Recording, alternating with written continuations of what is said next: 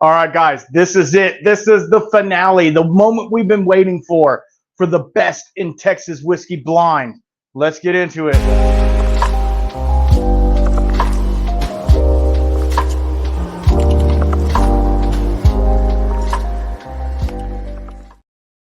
We are at the final four.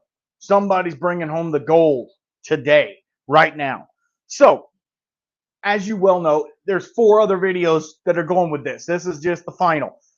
It's myself, the Bourbon Jerk, Old Fashioned Ways Plus Plus, and your drinking buddy. We're all trying to figure out what is the best Texas whiskey, period. Right? Period. End all be all, best Texas whiskey. I feel like myself and my 3 colleagues, 3 colleagues, have great palates. Your drinking buddy does blind tastings all the time, so he's very good at doing blind tastings and picking out certain things. Doc's profile is really nice. He has a lot of things going for him on flavors, and the Bourbon Jerk, he's just an amazing guy at picking out really cool and unique notes. So, and I'm okay too. Whatever. Let's get into it. Now, I will tell you this: all these were poured blind by my wife, and so they are sitting in front of me. And the only thing I know is this is glass 1, 1 to 4. That's all I know, and I'm trying to keep them in that order so that I know. They're equal in dignity and in color. Number 1 might be a little bit darker, but I don't care about that. We're talking about Texas whiskey. It's going to be dark, right? Let me say this. This has been such a fun thing to do. And I'm so glad to be able to collab with these guys and just hang out. And after this, after we all do our videos, we are actually going to do a live stream. And we are going to live stream together, showing our favorite whiskey to each other. That's going to be fun. And we're actually going to be doing a giveaway as well. Just throwing that out there. So let's get into it. So what I had my wife do, I had her, and she said this would be the best. Each whiskey is the winner of the last bracket, right? The last round. So I had her mix those up. She knows what they are. I don't. So I don't know which glass has which whiskey. I don't even know. We're at 16 whiskeys right now. So it's like, whoa, that's a lot of whiskey. So not all in one day, though. No, nobody could do that. Let's get into glass number 1. Whew, molasses, cherry, dark chocolate, sweet, molassesy for sure.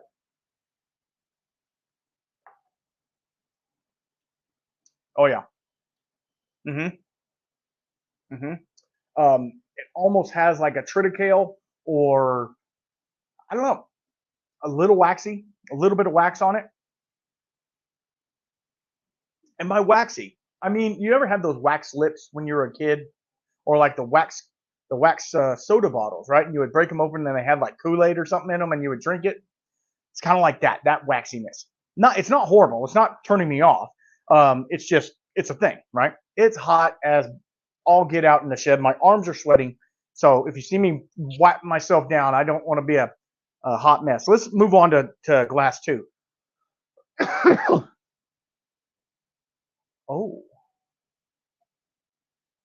Oh, that is nice. It's dank. This is dank. So much cocoa. There's so much cocoa in here. It's like Cocoa Krispies.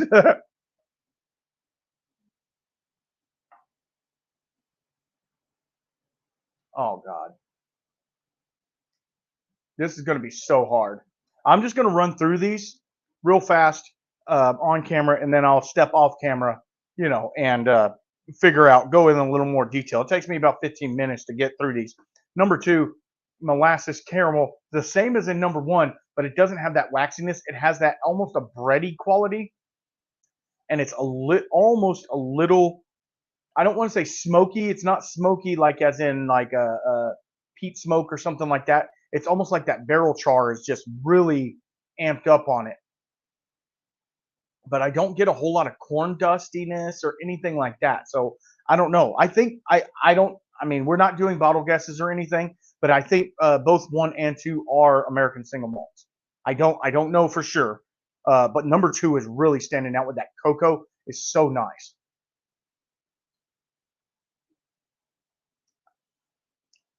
Oh man, a lot of water. Got to drink a lot of water, guys. Okay.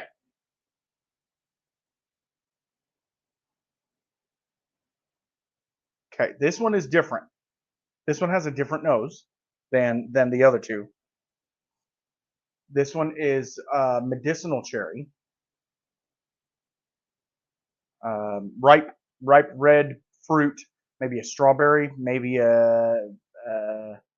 maybe an apple, red apple, but it's a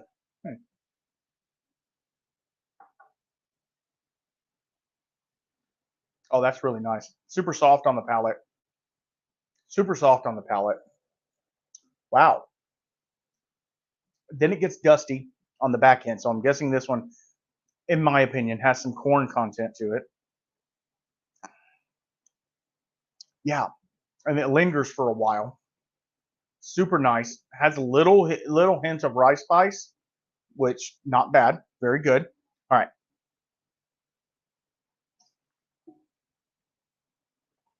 Let's do number 4. And you guys will know what they are. Obviously, if you've watched one of these videos, you'll know. Whoa, whoa, horsey. You know what I mean? This one is similar to 1 and 3.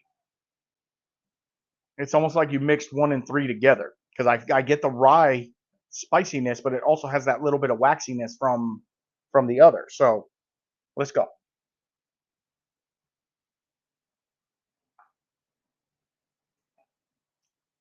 Wow, that got like a apricot or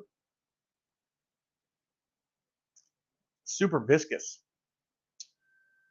But then like the finish is real short on it too, which is kind of weird. It kind of leaves you with just like an ethanol hit at the back end. But it's very similar in taste to number 1. Very similar. The colors are not the same. The colors are not drastically different, but pretty different. I know I should probably have black Glencairns. I know that. I'm sorry. I'm a baller on a budget over here. I have some Norland. Is that the name of the ones? The Norland glasses, but they're just different glasses, and I only have 2 of them. So I don't want to, have 2 dissimilar glasses where they could throw off the nose and palate. Okay, number 4 is just leaving me with ethanol, maybe a little brown sugar at the end, which I enjoy, right? All right, so I'm gonna pause real fast, go back through these a couple times, and then I'll come back and we'll talk about our winner chicken dinner. All right, hold up. All right, guys, I'm sweating my butt off in the shed for you. This is for y'all. We're just trying to figure out which is the best Texas whiskey. But I will tell you this: of all of these samples that I've had, OMG, there are some really excellent Texas whiskeys out there. So go out there, find them. Right? I've talked about it multiple times on my podcast and other things, and I know all the other crew has too. All the other guys that are working on this with us. It's just there's some amazing whiskeys out there. Go find them. All right. So in 4th place, there's no losers here. But in 4th place is Glass 4. Yeah, this one with the finish being as short as it is and leaving me with just that ethanol, it kind of turned me off.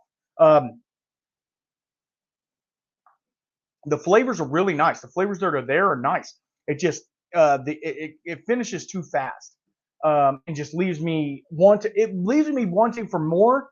But against these guys, they have a longer finish and they stay with you a little longer. Does that make sense? So take that for what it is.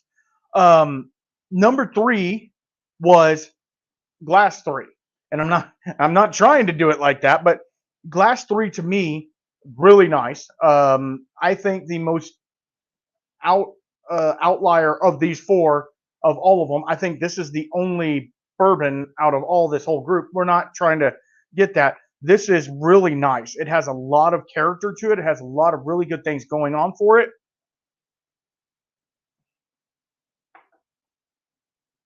I just like these other 2 better.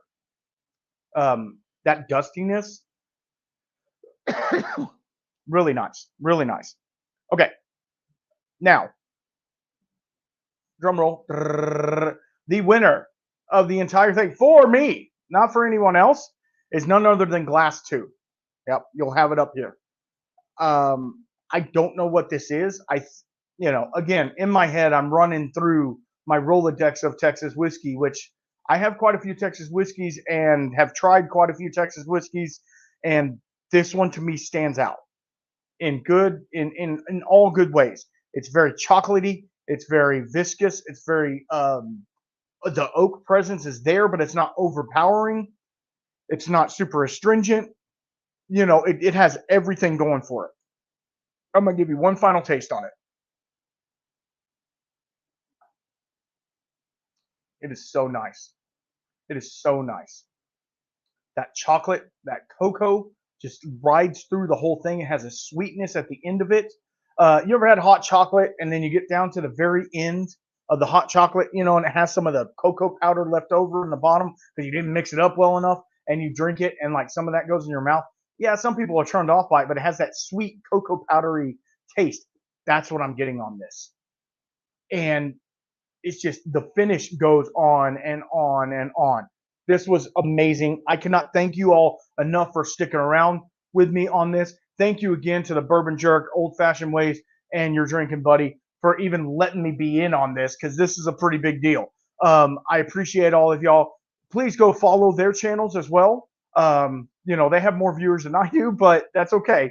It's a community. We're all following each other, and it's one big happy family. And I cannot wait to see what their videos are like, to see if they pick some of the same ones that I did. Y'all make sure you follow, like, subscribe, and everything that I'm doing. Check out my podcast I recently did with Holiday Distilling. Check that one out. And y'all be good, be safe, and until next time, keep your spirits up.